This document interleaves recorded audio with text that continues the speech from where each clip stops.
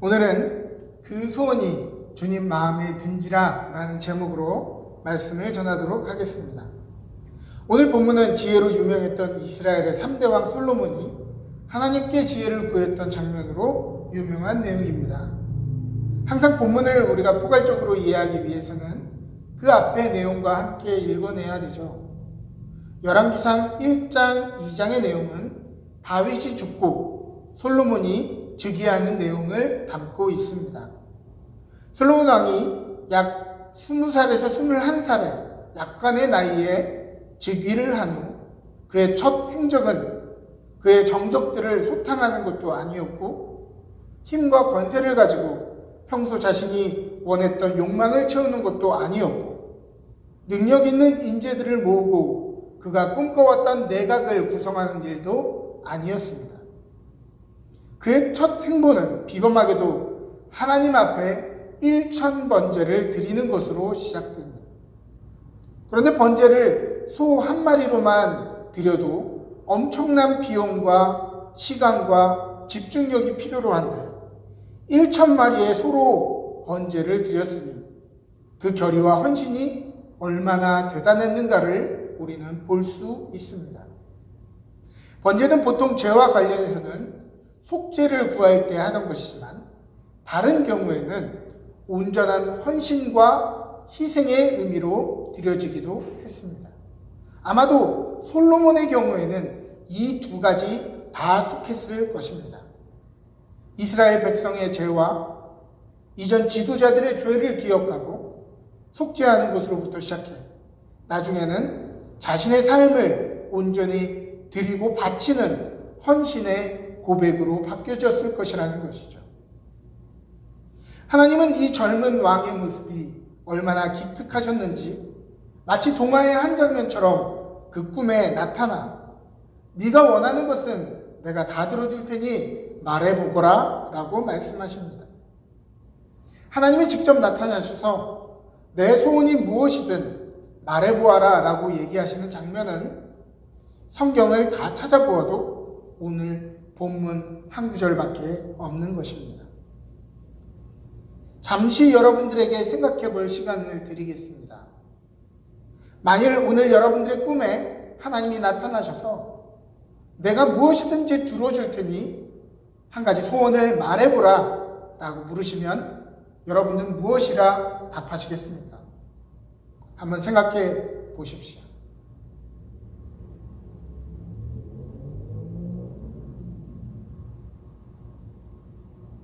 어떤 갈망이 떠오르셨습니까? 큰 금액의 로또에 당첨되는 것, 세계 방방곡곡을 여행하는 것, 세계의 온갖 진미를 맛보는 것, 혹은 다시 20대의 모습으로 돌아가는 것, 그리고 다시 건강이 회복되는 것. 아마도 당장 대답할 하나의 소원이 준비되어 있지 않다면 지금 생각난 것 무엇을 대답하든 우리는 그것보다 더 큰 걸 얘기할 걸 하며 후회하게 될 것입니다. 오늘 우리는 어떠한 소원을 가지고 살아갑니까? 바로 생각나는 것이 없다면 어쩌면 우리는 하루하루를 성실히 열심히 살아가더라도 정말 바라는 것이 무엇인지 모르고 막연하게 살아가는 것인지도 모르겠습니다.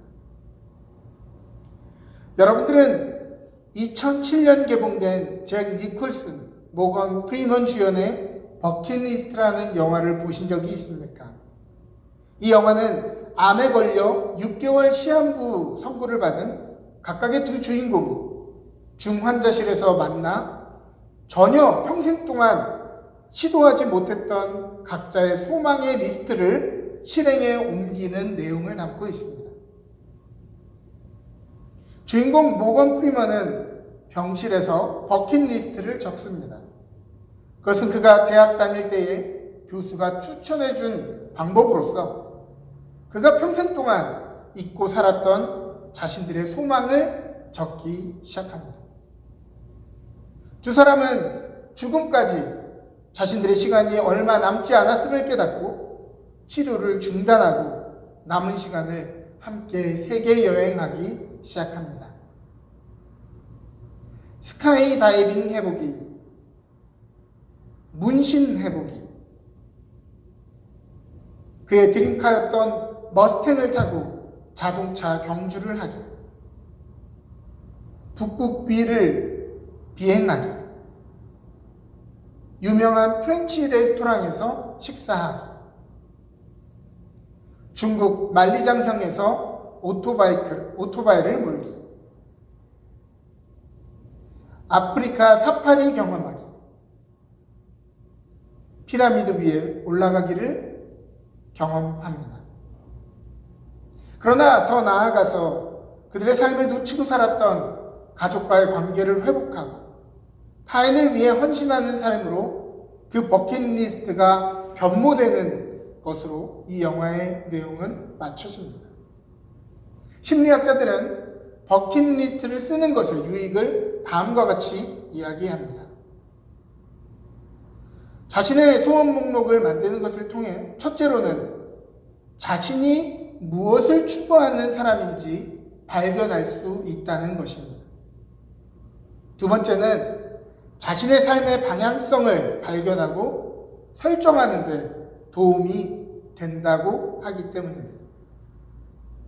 세 번째는 이룰 수 없는 막연한 꿈에서 구체적인 꿈에 도전하고 이루면서 삶의 만족감을 얻을 수 있다라고 이야기합니다.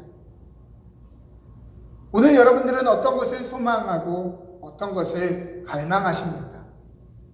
그 갈망과 욕망이 무엇이든 그 에너지는 역동적인 힘과 능력을 발휘합니다. 그러나 문제는 우리가 어떤 내용의 갈망과 욕망을 가지고 사느냐가 우리 인생의 방향을 결정하게 된다는 것입니다.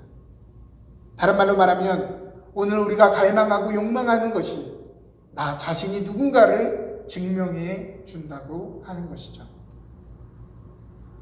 심리학자 에이브러햄 매슬로는 1943년 인간의 욕구가 그 중요도에 따라서 낮은 수준의 욕구에서 높은 수준의 욕구로 일련의 계층을 구성한다고 하는 5단계 욕구 단계 이론을 발표했습니다.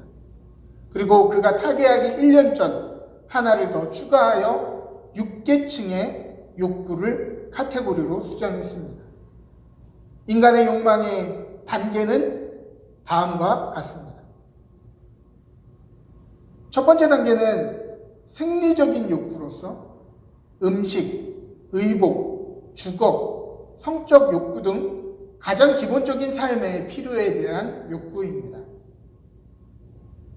두 번째 단계는 안전에 대한 욕구로서 신체의 위험과 생리적 욕구의 박탈로부터 불안 요소를 제거하고 안전장치를 만들려는 욕구입니다.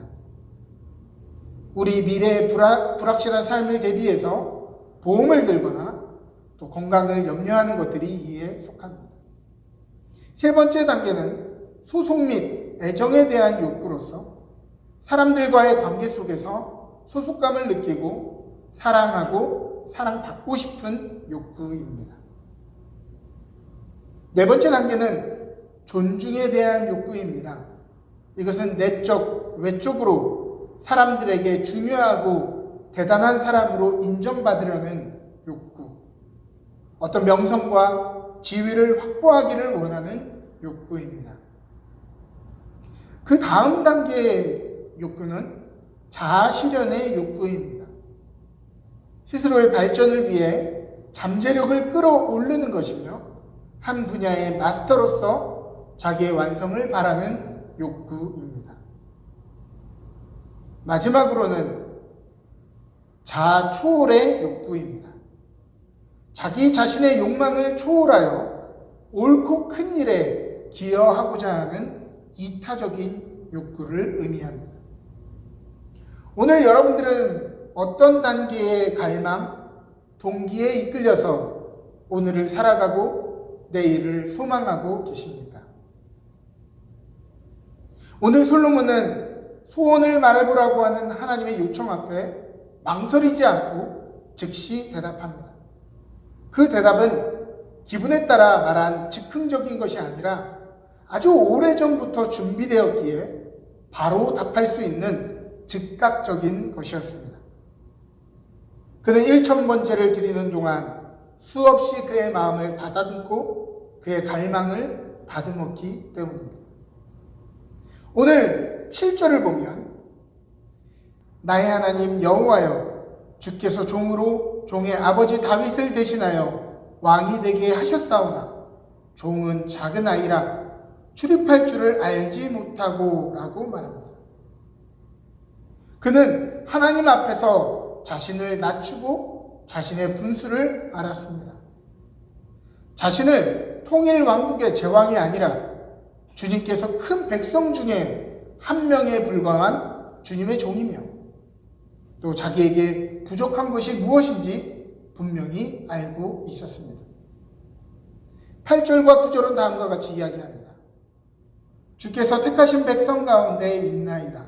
그들은 큰 백성이라 수요가 많아서 셀 수도 없고 기록할 수도 없사오니 누가 주의 이 많은 백성을 재판할 수 있사오리이까.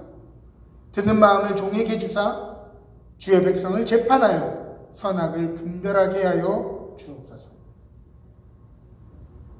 이스라엘 나라는 솔로몬 자신의 뜻을 실현시키는 왕국이 아니라 오직 택하신 주님의 백성이라고 고백하고 있습니다.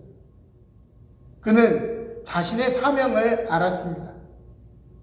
자신의 영자를 위해서가 아니고 제국의 번영을 위해서도 아니고 오직 주님의 종이 주님의 백성을 위임받은 것에 대해 공정하고 바르게 다스릴 수 있도록 지혜를 구했던 것입니다. 10절을 함께 보죠. 솔로몬이 이것을 구하매 그 말씀이 주의 마음에 든지라. 주님께서는 솔로몬이 이렇게 주님께 간청한 것이 마음에 드셨습니다. 히브리어 문장을 직역하면 주의 눈에 보기 좋았다, 주님을 기쁘시게 했다, 주님을 만족하게 했다라는 뜻입니다. 솔로몬은 지혜를 구했지만 그는 이미 지혜로운 사람이었습니다. 하나님의 마음에 합한 종의 자세로서 오늘 현실을 인식하며 내일 부족한 것이 무엇인지 인식하고 있었기 때문입니다. 그날 밤 하나님은 다윗의 아들 솔로몬에게 놀라고 기뻐하셨습니다. 자기를 위해 장수를 구하거나 부를 구하지도 않고 원수와 정적들을 멸하도록 구하지도 않고 오직 맡겨진 백성들의 바른 송사를 위해 지혜를 구했습니다. 하나님은 앞으로 그러한 지혜뿐만이 아니라 풍성한 은혜도 주실 것이며 이후로도 전무후무 너와 같은 사람이 없을 것이다 라고 축복하십니다. 다시 한번 우리가 아까 잠시 생각했던 우리의 소원들을 생각해 보십시다. 오늘 우리가 갈망하는 여러 가지 소원들은 하나님이 보실 때 그 마음에 합당하고 주님의 마음을 기쁘시게 할 만한 소원들입니까? 요한일서 2장 15절부터 17절은 모든 갈망이 다 똑같은 것이 아니라 하나님이 기뻐하시는 더 나은 갈망이 있다라고 이야기합니다. 이 세상이나 세상에 있는 것들을 사랑하지 말라. 누구든지 세상을 사랑하면 아버지의 사랑이 그 안에 있지 아니하니. 이는 세상에 있는 모든 것이 육신의 정욕과 안목의 정욕과 이생의 자랑이니 다 아버지께로부터 온 것이 아니요 세상으로부터 온 것이라. 이 세상도 그 정욕도 지나가되 오직 하나님의 뜻을 행하는 자는 영원히 거하느니라.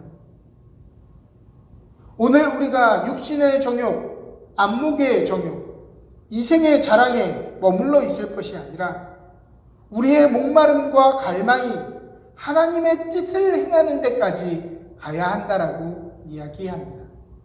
시편 127편 1절은 다음과 같이 이야기합니다. 여호와께서 집을 세우지 아니하시면 세우는 자의 수고가 헛되며 여호와께서 성을 지키시지 아니하시면 파수꾼의 깨어 있음이 헛되도다. 우리 나름대로 아무리 많은 것을 이루어도 여호와께서 인정하시지 않는 길은 허무한 길일 뿐입니다. 반대로 세상의 눈으로는 적은 것이어도 여호와께서 인정하시는 길을 택한 사람들은 복이 있습니다. 하나님이 아시면, 하나님이 인정하시면 그것보다 더 좋은 것이 없기 때문입니다. 때로는 내 업적과 수고를 세상 사람들이 다 알아주지 못해도 주님이 내가 네 수고를 안다 라고 말씀하시면 그것으로 된 것입니다. 때로 우리의 삶에 고난이 다가오고 또 이름 없이 빚도 없이 수고해도 주님이 내가 너의 고생을 다 안다 라고 말씀하시면 그것처럼 중요한 것이 없는 것입니다. 하나님은 오늘도 다윗과 같이 솔로몬과 같이 하나님의 마음에 합한 사람을 눈을 크게 뜨고 찾고 계십니다. 단순히 나 자신만의 장수나 부귀나 영달이 아니라 세상의 복이 되기 위해 당당하고 용기 있게 복을 구하는 사람들을 하나님은 찾고 계십니다. 하나님은 하나님의 마음에 합한 사람 다윗을 통해 그 민족을 복줄 뿐만이 아니라 많은 인생에게 영감을 주게 하셨습니다. 하나님은 하나님의 마음에 합한 사람 솔로몬을 통해 많은 사람들의 억울함을 풀어주고 그 나라를 공정하게 다스리게 하셨습니다. 제가 존경하는 허태수 시인의 말씀처럼 사람은 저 높은 곳을 향해 올라갈 때만 사람입니다. 우리 안에 여러 가지 갈망이 있겠지만 매일 마음을 정하여 더 높은 곳으로 우리의 정신을, 우리의 지성을, 우리의 현재를 밀어 올리며 날마다 그 계단을 올라갔으면 좋겠습니다. 오늘 우리의 욕망과 갈망이 우리를 삶의 바닥으로 끌어내릴 때 오늘 이 말씀을 기억하고 우리도 우리의 갈망을 저 높은 곳으로 밀어 올립시다. 이 고백이 저와 여러분들의 고백이 되기를 원합니다. 솔로몬이 이것을 구하며 주의 마음에 든지라. 아멘.